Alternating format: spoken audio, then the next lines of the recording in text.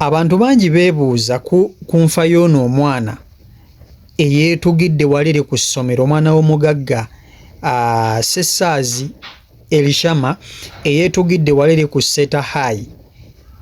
Okusookera ddala njagala okutwala okusasira kwange eri famire eno, wabula amawulire ge nfunye ku nfa y'omwana ono, Sessaazi nga tannaba kwetuga, nga tannaba kwejjambula mu bwansi eno, yabadde alina empaka oba okuwakana kwe yabadde nako ne ba students banne ku ssomero lya Seta High.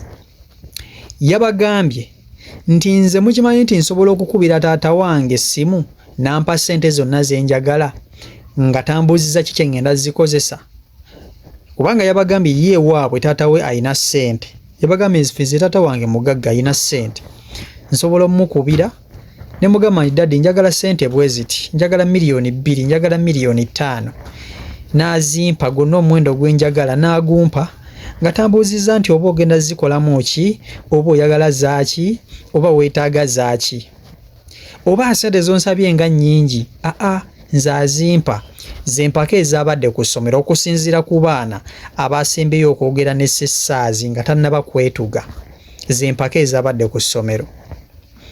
Kakati abaana bano kyababuuseeko okuddamu okuzuula mukwano gwabwe nti yeetugidde mu ki, yeetugidde mu dormitory.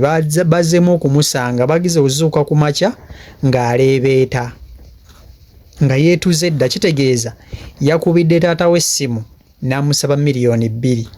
Mu kumusaba $2,000,000 ndowooza taata n'agamba ssente ezo sijja sobola kuzikuwa, n'emboozi gye bayogedde ffe gye tutamanyi, kubanga bazadde bono omwana nakati tebannaba kuvaayo kwogera ku kufa kwa mwana waabwe, wabula okusinziira ku statement ezaakoleddwa abayizi ku Seta High abasembyeyo okubeera ne Sessaazi, bo bagambye nti munnaabwe yabagambye nti asobola okukubira taata we, kuba taata we alina ssente, asobola okukubira dadi we n'amuwa ssente zonna z'ayagala nga tamubuuziza ki kye yeetaaza ssente ezo. Ekyasembyeyo okulabibwa ng'omwana banne bamusanze alengejja nga yeetuze. Now abazadde tukolerera baana, kituufu tukolerera baana, naye okusinziira ku ono omwana ekyamussizza kuswala, yaswadde nnyo eri banne, kwegamba yanafuyiziddwa. Muzadde we taata we yamunafuyiza eri mikwano gye, n'asalawo yette kubanga yamusabye $2,000,000 taata z'ataasobodde kumuwa, kwe kusalawo okwetta. Abazadde b'omwana ono tebannaba kuvaayo kuba nti boogera ku kintu kyonna bakyasirise, ate nga teri abanenya, kubanga ngaffe just amawulire ffe abagapaasinga okugabatuusaako. Waliwo kasolo akamu ke njagala okubanyumiza.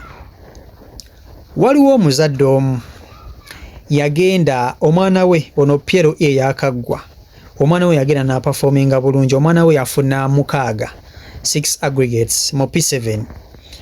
Omuzadde oyo y'omu ku bazadde abalinamuko kasente.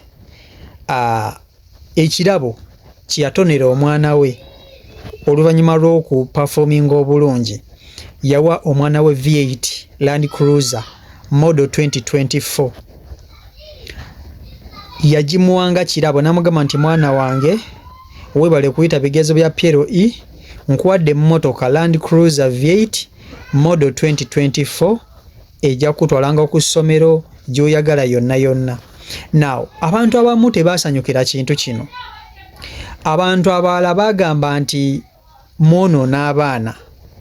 Kakati omwana omuto omuwootya emmotoka bw'etyo anaasoma, anatatandika okuba nti abasomesa abalengezza olw'okuba nti taata we alina ssente, olw'okuba omwana ono ajjira mu V8 anaaba akyakoonwako ku ssomero.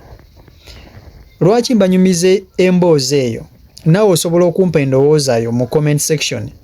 Oba ddala kisaana omuzadde okusukkuluma mu kuwa omwana we asoma ebintu ebisukkulumye kati nga ssente empitirivu n'amamotoka? Kubanga ebintu byemuwa abaana bano birina level kwe bibateeka, nti bw'akeera ku makya ng'omwana ono abadde ajjira mu V8 n'omugamba nti gundi ogenda kugendera ku booda, omwana ono anaasoma, n'omugamba nti gundi leero vyeyita eyo tojja gigenderamu mutumufunyemu obutakkaanya, omwana ono anaasoma nga tagendedde mu vyeyita eyo. Ye omwana gw'obadde omanyiza okuwa miliyoni 2 eza pocket money bw'otaazimuwe, omwana oyo anaasoma tagenda kwekola bya ssessaazi. Ako kalowoozo k'abazadde abamanyizizza abaana okubawa ebintu ebinene ebisukkulumye ennyo okusinziira ku bintu bye mulina okubawa.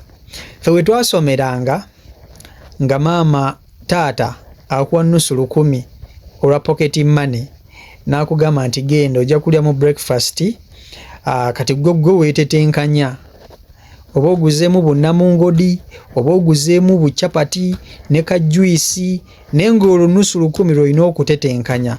Ne nange neewuunyiza okuba nti weriyo abaana munnange abazadde bwe bawa miliyoni 2 nga pocket money nga we bazimumma ate gubeera musango eri omuzadde. Sijja kunenya taata wa mwana ono ssessaazi, kubanga bw'oba olina ssente, Mukama nga yakuwa ssente n'ozifuna, omwana wo osobola omukolera kyonna kyonna ky'oyagala.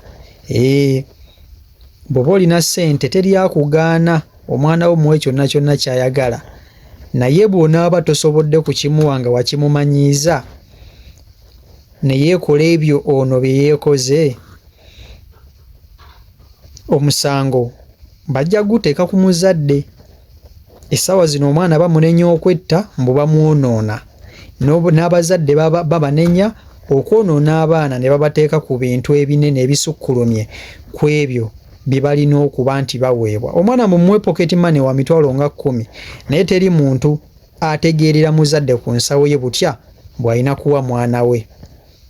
So ffe bintu tubirabanga bwe tubisanga, naffe emboozi tusanga wona ne tuzikubaako endowooza n'empawa nga bwe tuba tuzirabye, naye tusaasira famire y'omugenzi n'omwoyo gw'omugenzi Omukama guwe ekiwummulo eky'emirembe.